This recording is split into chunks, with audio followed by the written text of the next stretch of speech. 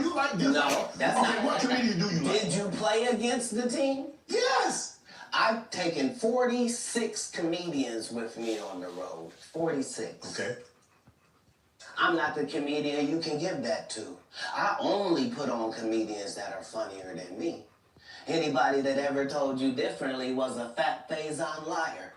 There's nobody like me in the look. Faison just called it straight.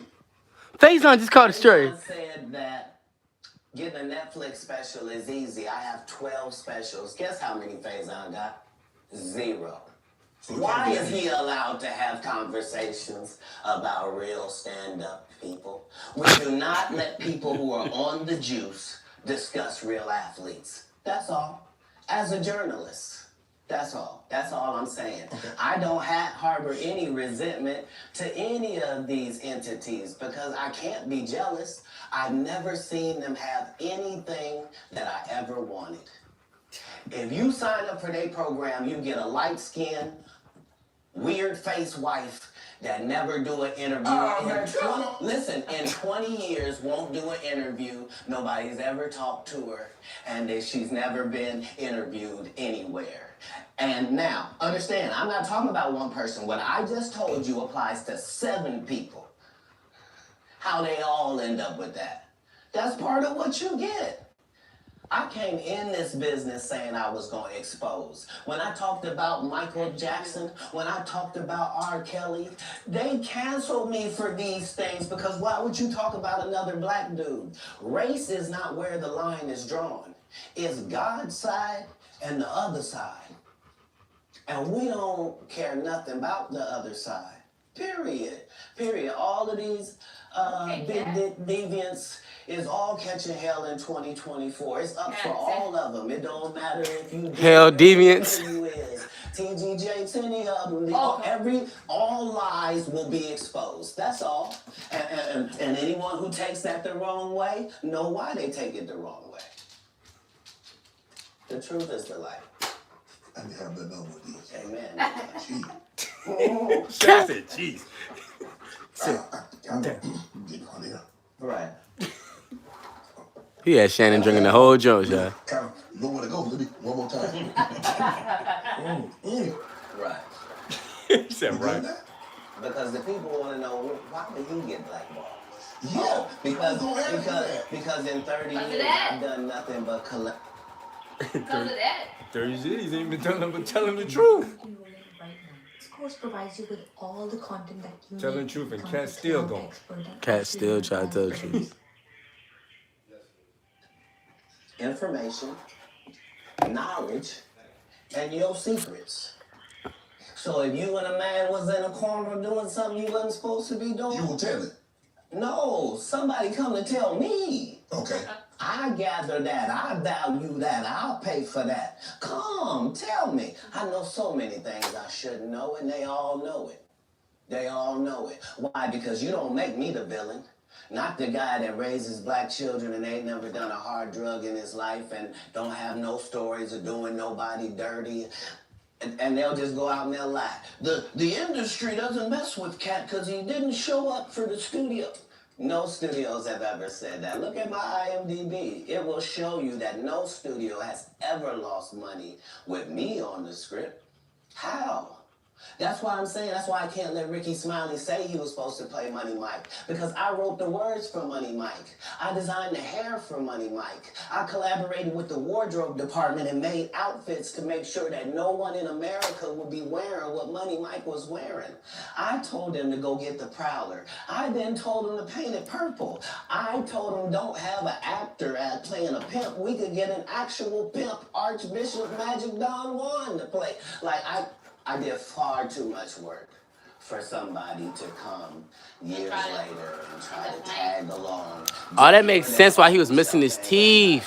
Why didn't you set the record straight? He says it while I'm here. But I just realized on that jump on Money Mike, he had his front teeth was missing. I saw his name.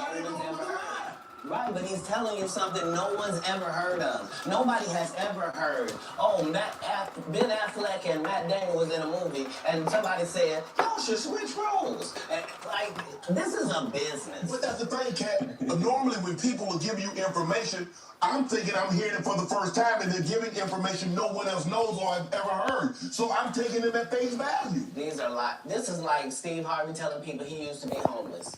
That's my story. That's not his story. Steve Harvey wasn't never homeless. When Mark Curry was touring with him 25 years ago, he was making $3,000 a show in cash and doing 5 shows a week. They just tell the stories. Thanks to my wife, I'm where I am. You said that about the first wife. You forget that? You told us it was her, then you went and married somebody else that think like a man. Like, what are you talking about? They think they can rewrite history.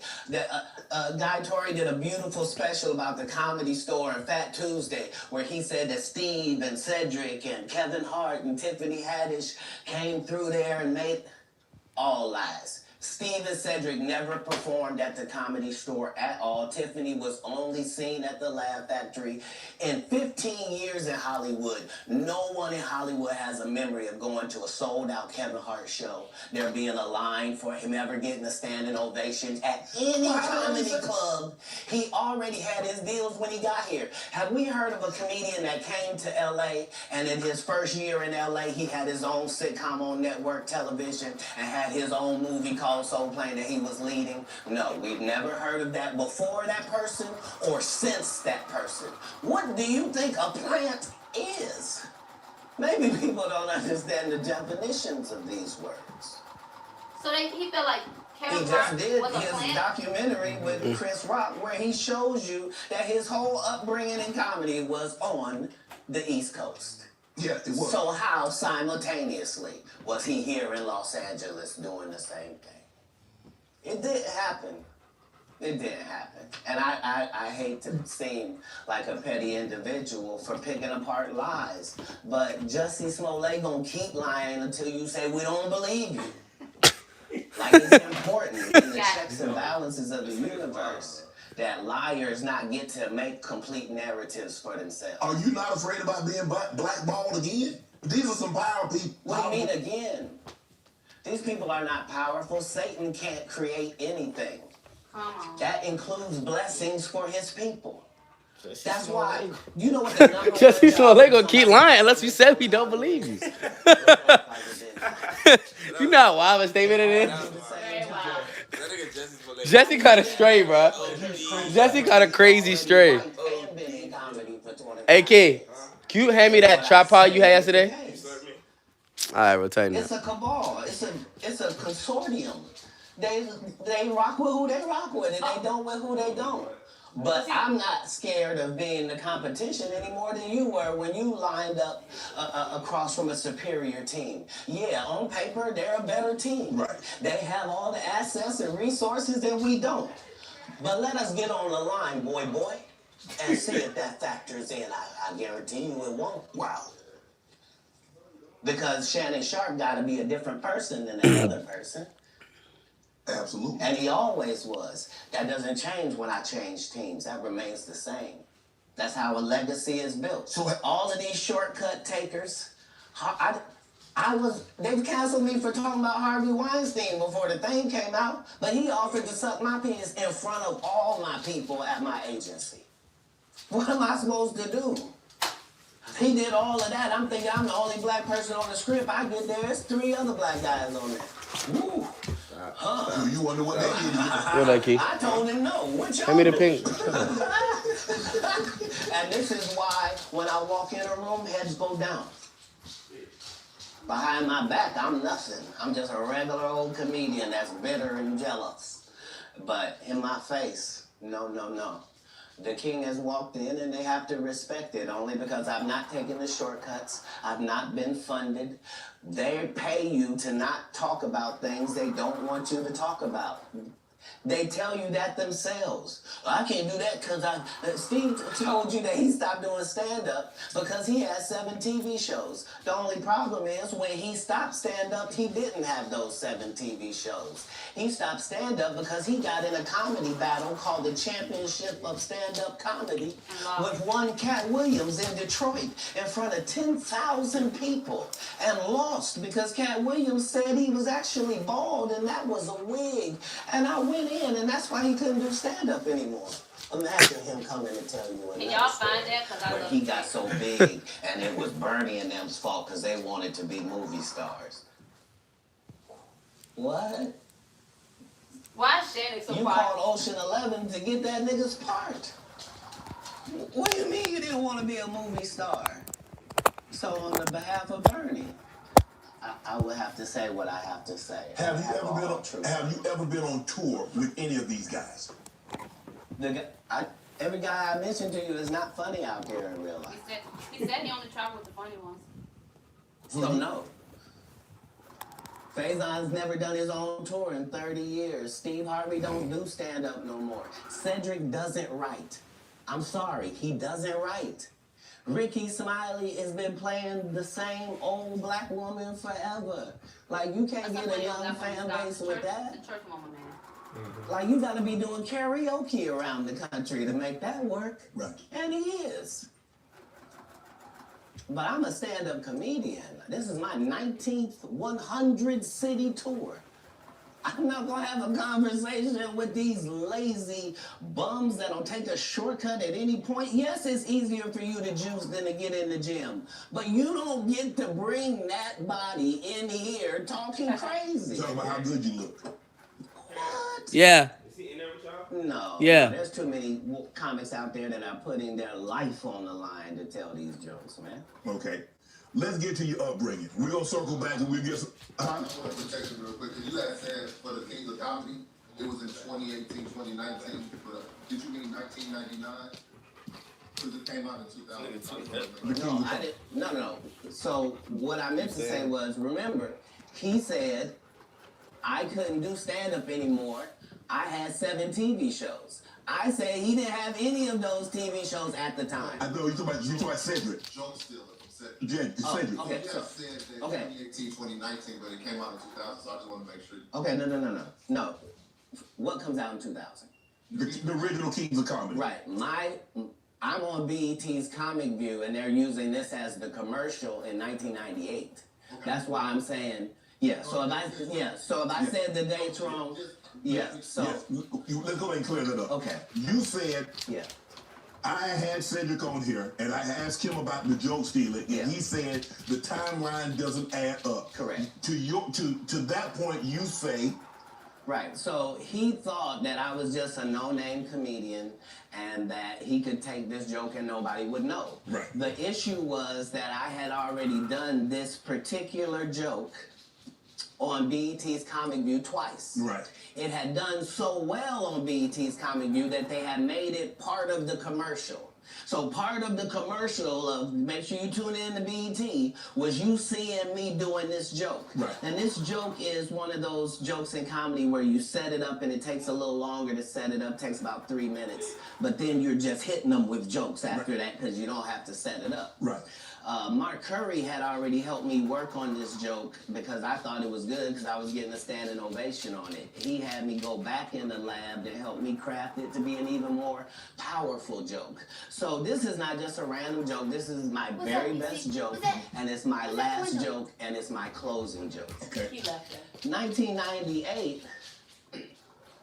I'm doing this joke. It's on Comic View. Cedric comes to the Comedy Store. He watches me in the audience. He comes backstage. He tells me what a great job I did and how much he loves the joke.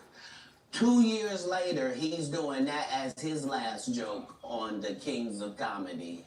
And he's doing it verbatim. He's just changed my car into a spaceship.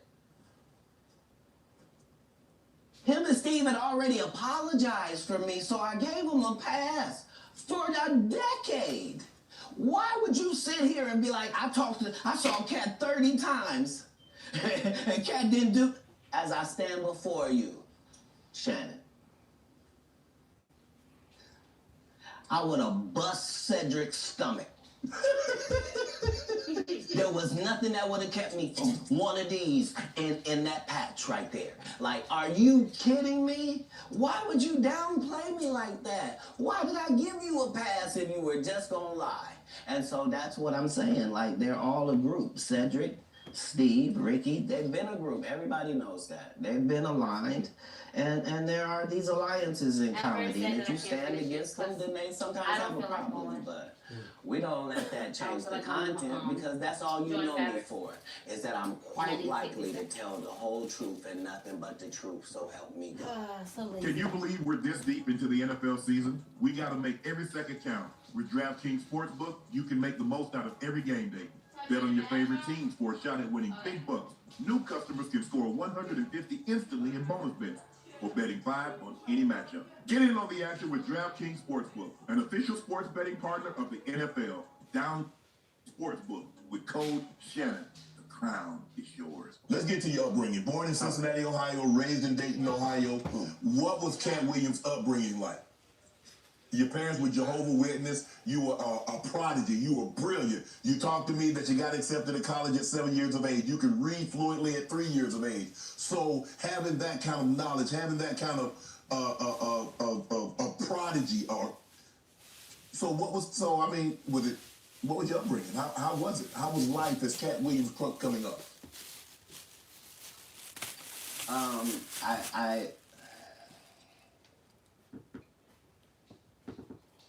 I was often confused because I knew things and I wasn't sure how I knew them. I knew things that I felt like I don't have a reason that I know this, but I love to read. I was voracious because they told me when I was young that knowledge was powerful. That knowledge was power, and I had studied powerful people, and I really believed that. I immediately. My next project was to read the whole encyclopedia set. So when you're like 6, 7 years old, you read the whole encyclopedia set. You think you're one of the smartest people in the world, right. Only to get out in the world and find out you don't know anything. You know, so it was a confusing time. But yeah, I had a childhood. I was grown, but I at 5 years old, I was in front of 10,000 people giving a performance with a full suit and tie on, you know what I mean? So yeah. It came full circle for my life. I knew that the applause and the giving of information and laughs and truth to people somehow benefited them and also benefited you. And yeah, so when they would ask me what I wanted to be, everything that I would say that I wanted to be was something that didn't exist. And they would never give me credit for it because I needed to say a doctor or a lawyer, but that's not what I wanted to be. So your parents weren't as supportive as you would have hoped because you were wanting to be things when you got older that they had no knowledge of or it didn't exist at the time. Freedom is why I love doing apartment deals, just like the What are you talking about on the screen now. And the good news Talking is about his special. life. How you grew up. No, it wasn't that. It was. I'm saying I'm almost 100 years old right now. But if we go outside right now, I can run a 4.340 or sub. I can do a 4.16 if I'm. Oh, that's Jimmy John's across the street. We can order a sub. But oh, you been on the submarine? That what you sub? So He wants something about running for real. So back then it was. He's just trying to use an analogy. So you got this guy that all the coaches want to play. Man, don't do that. Hold on, because I'm 5'5" in the 5th grade. I've been this high my whole life. Like there was a portion of school where I was one of the big dudes. Like it just. as soon as everybody caught their growth spurt, I was out of there. But I'm saying I was a competitive individual. My father was an athlete. I can see that. Like, no, I've been 145 pounds my whole career. That's why I never bothered when they said, your cat's on drugs. I knew, how you gonna prove that? My body is a temple. I've been the same size since I was 10. Like, what do you, yeah, like, I haven't changed off this pivot foot. This has always been who I was before stand-up or anything. But it was an interesting childhood. I appreciate my parents, even though I couldn't live within the religious frameworks of what they had set up. But that was more not wanting to live a double life and not want to embarrass my family. You know what I mean? Because I read where a form of punishment for you is that they would take books because you mentioned you were such a voracious reader. And a form of punishment was when they would take the books for them because you could read fluently. You told me how at like 3 or 4 years old you could read, not just a little child's book, but you could read. Well, I'm saying when we go to Haiti to do missionary work, understand that my mother and my father, nobody that's there with us speaks French. And I mean, it speaks Creole and reads French.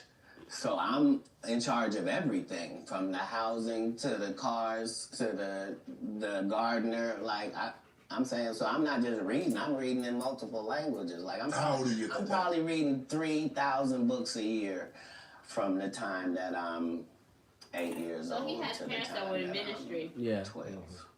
Jehovah's Witnesses, I think. No fiction books at all. I'm only reading nonfiction. You could drive. At 12, you received a full scholarship to the National Science Academy in Dayton, Ohio. But you failed, so you would become ineligible. Why did you want to take that opportunity? I didn't see it as an opportunity. When I got in there, all the students were wearing lab coats and it seemed very confined and restricted, and nobody seemed like they were having fun. It just seemed like everybody was smart.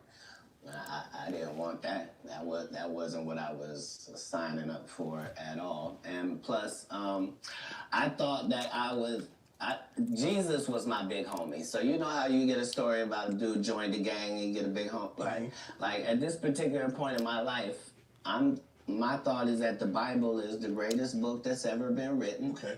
That it houses the truth, and that it gives you this story of Jesus, and that I'm supposed to be like him. Okay. So it's already in my head that as soon as I get 13, I'm leaving. You at 13, you not only like, okay, Mom, I'm moving out. You moved from Ohio to Florida on your own.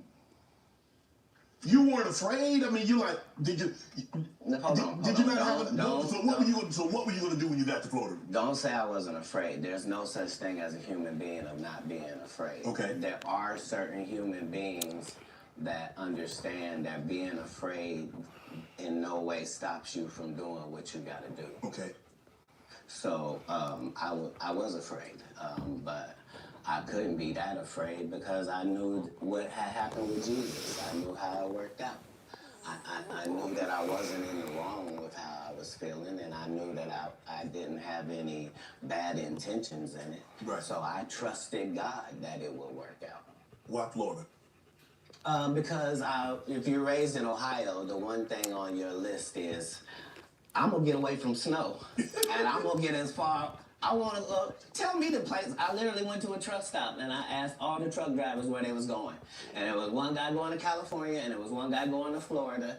And they told me how long it was going to take. And so that's why I ended up in Miami. Because... How did you get there? You caught a bus? Or... No, I just told you. I was at the truck stop. So you hitchhiked? I didn't hitchhike. I got in the back of the dude's 18-wheeler. Me and my Rottweiler puppy and my suitcase. Yeah, because I probably had $2,500 on me, like I was shoveling snow and cutting grass. Like I always had pockets full of money. When did you make the decision that you were going to leave Ohio and go somewhere? And it ended up being Florida. So, but when did you know that you were leaving Dayton, Ohio, going to Florida? Johnson, you're fired. Why? It's not you. It's your shirt. But it's Casual Friday. Well, you've taken it too far. Look at Gibson. He's wearing a true classic tee.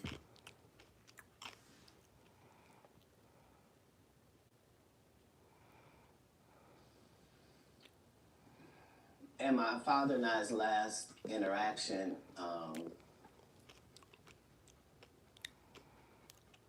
somebody could have not made it. And we both understood that was all bad. What was the disagreement about? If you say that my family is very religious, just say I'm not. So anything that I'm going to do is going to fall out of the guidelines. Right. But I'm not going to let you tell me what I'm going to be, even, especially if what you're saying is wrong. I can't condone wrong. And if I find out that something is wrong and I tell you it's wrong and you don't back me, that's what it is. Even as a young child, you were willing to tell your parents that some of the things that you're saying doesn't coincide with what I've been reading in the Bible. No, very simply. Don't try to disfellowship me for sexual acts and I'm a virgin. Sorry, God don't make mistakes. You don't get 2 times to fuck me over.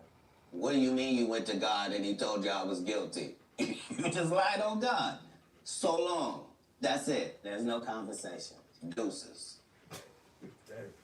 That's what it was. That's when you made the decision. After that conversation right there, you say, "Nah, I can't live under this rule." It wasn't a conversation. It was an altercation. In the altercation, I love my father. My father loved me. But we are 2 men at it. It'll never be the same again. You can't sleep comfortably around me. And I can't sleep comfortably around you. How similar are you to your father? I don't know. He's a great man. I'm saying, because it seems like y'all butted heads. Right, but I'm saying that generally happens with a father-son dynamic. It was just that religious relationships are always difficult in families. And they always are. Before it got to the point, because the dynamic, he's father, you're son. Before that dynamic and you step up on his level and you challenge him, you felt it was best for you to leave. No. I'm not being challenged. I'm being beat to death. Oh, he was abusive. I didn't say that. I said we were in an altercation. I see what you did there. I saw what you did there, Katt. Yeah. I saw what you did. You was in an altercation. You didn't say you lost. You said you was in an altercation. He said he's gonna beat it out. I in no way gave you the impression that I won anything. I'm out of bounds. It's his house. Right. Yeah. So as long as I'm going to be under his roof, there are certain things that I'm going to have to do. Right. And the only way that's He was in an altercation. He's in an altercation. He lost very bad to the point where he had to leave. For that. Mom, he's in an altercation very bad to the point where he had to leave because he lost that bad. I'm not an unreasonable person. Like, I don't have any mental issues whatsoever. Despite what they leave, I make pretty good decisions. Were you not? So how was their relationship with your father? Were you not afraid to leave them? With his sibling? Mm-hmm. How many he got? Well, I asked because it went all the way to the actual department, so it was actually going to be something. And when I asked them if they could just make sure that my brothers didn't get separated and what have you, they said they couldn't make those type of guarantees, that they weren't really sure what would happen if this went down. And so part of leaving was the hope that it would be okay for them, because none of them experienced what I experienced. I'm saying I'm the oldest. It's a lot riding on me. I'm supposed to at least religiously hold down the family's name at this house. You know what I mean? How much older are you than the baby and the knee baby? Like a lot older. Like if I'm, I 13. Yeah, they're 5, and in Pampers. Wow. Now You go to Florida. You could tell the story.